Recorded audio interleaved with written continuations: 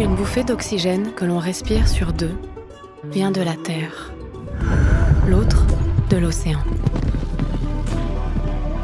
Berceau de l'humanité, l'océan abrite des millions d'espèces et nourrit la planète chaque jour. En plus de cette extraordinaire biodiversité, l'océan capte le CO2 et régule le climat. Cet équilibre est fragile. Nous devons le préserver. Aujourd'hui, l'homme déverse près de 20 tonnes de plastique dans les océans, toutes les minutes. La mission de Plastic Odyssey est de lutter contre cette pollution à la source. Montrer que le plastique qui nous entoure, à nos pieds, a de la valeur, avant qu'il ne se retrouve en mer. Voici l'aventure de Plastic Odyssey.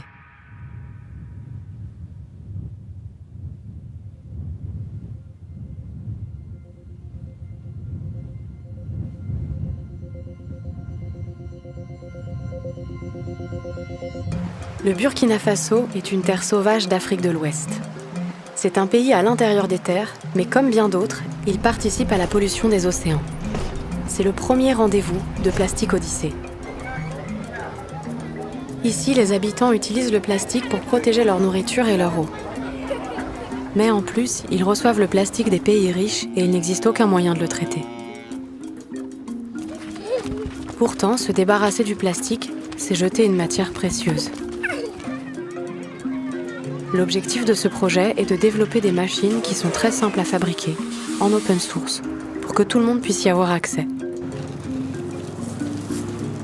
Alors on est ici au centre de formation de Zignaré et on est venu finir la construction de 4 machines pré-chouse plastique, 2 broyeurs, 2 extrudeuses. On avait commencé à construire en France, emmené par camion jusqu'ici et là maintenant on va faire quelques petits réglages. Donc c'est top, on a une super équipe de formateurs. Donc maintenant on va, je pense, finir les machines jusqu'à ce midi. Et après elles vont partir pour être directement utilisées par un petit centre de recyclage, des femmes qui recyclent déjà le plastique et vont pouvoir utiliser ces machines-là pour créer des nouveaux objets.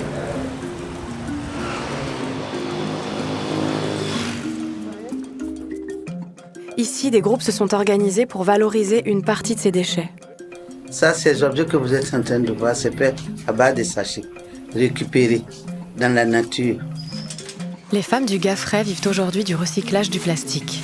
À partir de sachets retrouvés partout dans la nature, elles fabriquent des objets tels que des sacs, des tissus ou encore des chaussures. Alors ça, c'est un sac qui vient de Gaffret, donc le petit centre de recyclage où on est actuellement. Et il a fallu 50 sacs plastiques pour le fabriquer. Pour que le plastique ne se retrouve pas dans l'océan, il faut trouver des solutions pour le valoriser qui puissent être répliquées partout.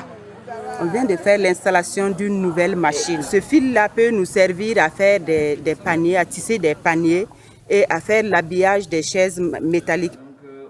Avec tout ce plastique qui est recyclable, on peut produire des objets durables et utiles sur place, comme des tables et des chaises pour les écoles, du mobilier ou encore des toits pour les maisons. Le but, c'est de voir s'installer des petites usines du recyclage partout dans le monde.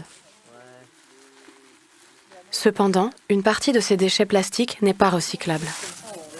Bon voilà, ça c'est de l'oxodégradable, c'est du mauvais biodégradable.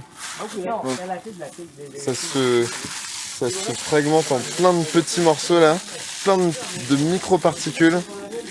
Et ça finit dans la nature partout, quoi. Mais, bonne nouvelle, ça se pyrolyse.